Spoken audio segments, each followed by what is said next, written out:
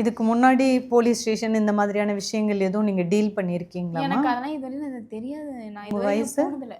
23வது. 23 வயசு. ஆமா, இதுவரை நீங்க எங்க வேணா நீங்க விசாரிச்சு கூட பார்த்துக்கலாம். இந்த மாதிரி என் மேல ஏதோ ஒரு கேஸ் இருக்கா?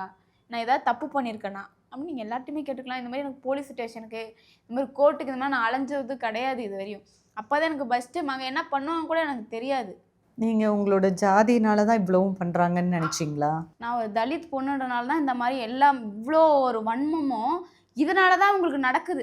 ஏன்னா நான் இந்த மாதிரி ஒரு தலித் பொண்ணு, யார் அடிச்சு வீட்டுக்குள்ள பூந்து உடைச்சாலும் யாரும் கேட்க மாட்டாங்க. நீங்க தான் எடுத்தோடனே வந்து எல்லாரையும் மிரட்டுறீங்க, சுற்றுவோம் போயிருவீங்கன்ட்டு.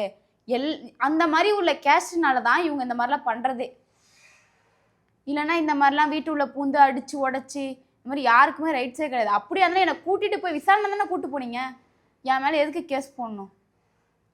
ஆனா உங்க வீட்டை அடிச்சு உடைச்சதே இன்னைக்கு என்ன நியூஸ் வெளியில வருது காவல்துறை தரப்புல இருந்து அப்படின்னா, உங்க கணவன் மனைவிக்குள்ள உள்ள நடந்த சண்டையில அவங்க கணவரே அந்த வீட்டை உடைச்சிட்டாரு.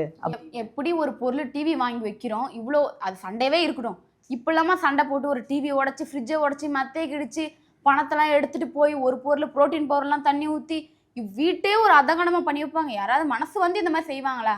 இவங்களாம் கதையை ஜோடிக்கிறாங்க. எப்படின்னா அவங்க மேலே இருக்கிற தப்பை இப்போ எங்கள் பக்கம் சாட்டி விட்டுருக்காங்க.